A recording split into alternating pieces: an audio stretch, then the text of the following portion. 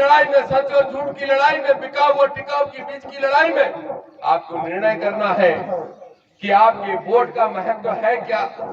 अरे आपके वोट का तो वो महत्व है जो ये गरीब को राजा की कुर्सी पे बिठाता है। तो अगर कोई राजा घमंड में चूर हो जाए तो 5 साल बाद उसको जमीन पे लाने का काम भी आपका हो कर सकता है। 3 तारीख को आपको यही निर्णय करना है। मैंने सुना है कि यहाँ समाजवादी पार्टी भी मैदान में चुनाव लड़ने के लिए उतरी है। समाजवादी पार्टी चुनाव लड़ती है। समाजवादी पार्टी के नेता का मैं सम्मान करता हूँ, माननीय नेताजी मुलायम सिंह यादव। मैं तो देश भर के अंदर डंके की चोट पे कहता हूँ और मैं इकलौता नेता हूँ, इकलौता मैं ऐसा नेता हूँ जो कांग्रेस की मंच पे कमलनाथ जी हो चाहे कोई भी बड़ा नेता हो, उनके सामने कहता हूँ कि इस देश के अगर पिछड़ों के सबसे बड़े कोई नेता हुए, इस देश में अगर किसानों के सबसे बड़े कोई नेता हुए तो माननीय मुलायम सिंह यादव और लालू प्रसाद यादव वो नेता है। इसलिए हम आपसे निवेदन करने के लिए आए हैं कि समाजवादी पार्टी अगर गलती से भी यहाँ चुनाव मैदान में उतरी है तो एक भी वोट दे के बर्बाद मत करना। और बर्बाद इसलिए मत करना क्योंकि ये जो लड़ाई है वो सांप्रदायिक ताकतों के बीच में और किसानों के बीच की लड़ाई है। मैं माननीय मुलायम सिंह यादव को अपने देश का सबसे बड़ा नेता मानते हुए मैं अपना मार्गदर्शक मानता हूँ। मैं अखिलेश यादव को इस देश का सबसे बड़ा नेता मानता हूँ, राहुल गांधी को सबसे बड़ा नेता मानता हूँ। लेकिन मैं ये कह रहा हूँ कि ये करेरा का जो चुनाव है, ये चुनाव इतना गंभीर है क्योंकि ये चुनाव मध्य प्रदेश की राजनीति के साथ साथ किसानों के भविष्य के साथ साथ इस देश के संविधान को बचाने का चुनाव है।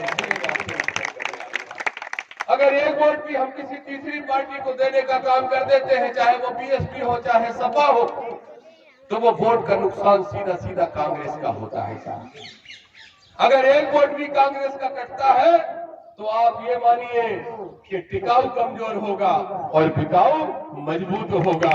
अब आपको निर्णय करना है कि बिकाऊ को मजबूत बनाना है कि टिकाऊ को मजबूत बनाना है। आप सब किसान हो, मैं किसान परिवार का हूँ और इस नाते मैं जानता हूँ कि इस देश के अंदर दावे के साथ कह रहा हूँ, मैंने पूरे देश के अंदर घूम के देखा है और अभी 2800 सीटों पर चुनाव प्रचार करने जा रहा हूँ और मैं दावे के साथ ये कहता हूँ कि गांव में रहने वाले गरीब, गांव में रहने वाला किसान, चाहे वो किसी भी जाति का हो, अगर किसान के लिए, गांव के आदमी के लिए, मजदूर के लिए और गरीब के लिए अगर कोई जहर का काम करता है तो वो भारतीय जनता पार्टी जहर का काम करती है। और भारतीय जनता पार्टी कभी हिंदू मुस्लिम के नाम पे आपको लड़ाने का काम करेगी। और जैसे ही आप बोलोगे कि मोदी जी वो 15 लाख का है जो वादा किया था, तो कह देते हैं कि हम मंदिर तो बना रहे हैं। और जैसे ही आप कहो कि भाई वो जो बेरोजगारों को रोजगार की बात की थी वो मोदी जी कहाँ है, तो कहते हैं पाकिस्तान से लड़ाई तो लड़ रहे हैं। अरे पाकिस्तान से लड़ाई तो मनमोहन सिंह भी लड़ते थे। पाकिस्तान से लड़ाई मनमोहन सिंह के टाइम पे भी वहां पे बम फेंके गए, उन पे हमला किया गया, लेकिन उसको मीडिया के माध्यम से बेचने का काम मनमोहन सिंह ने कभी नहीं किया जो ये भारतीय जनता पार्टी के लोग करते हैं। इसलिए मैं आपसे निवेदन करने आया हूँ। मैं बचपन से देख रहा हूँ, ऐसे ही गांव मेरा है, ऐसे ही परिवार से मैं हूँ। मैं बचपन से देख रहा था कि वहाँ बीजेपी की गाड़ी आई, बीजेपी की गाड़ी आई। बीजेपी की गाड़ी काय के लिए आई?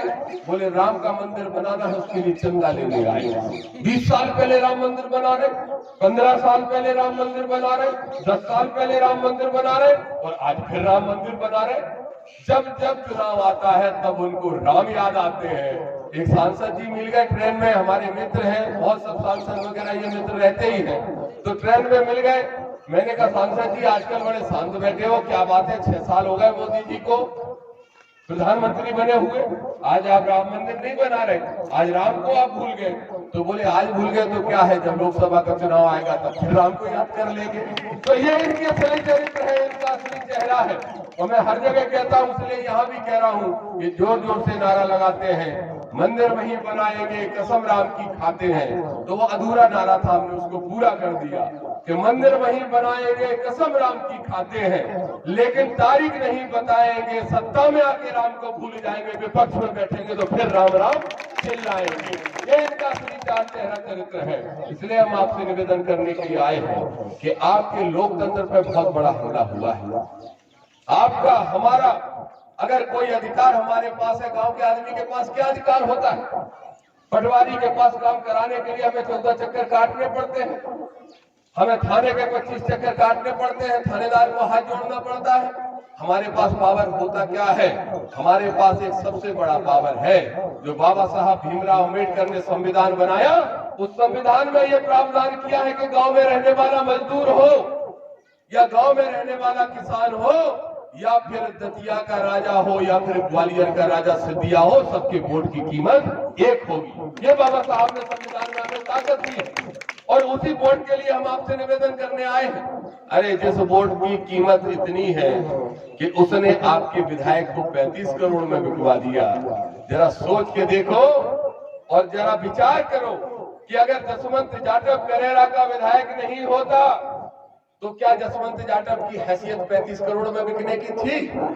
अगर जसवंत जाटव एमएलए नहीं होता तो क्या उसकी हैसियत 35 लाख की भी थी?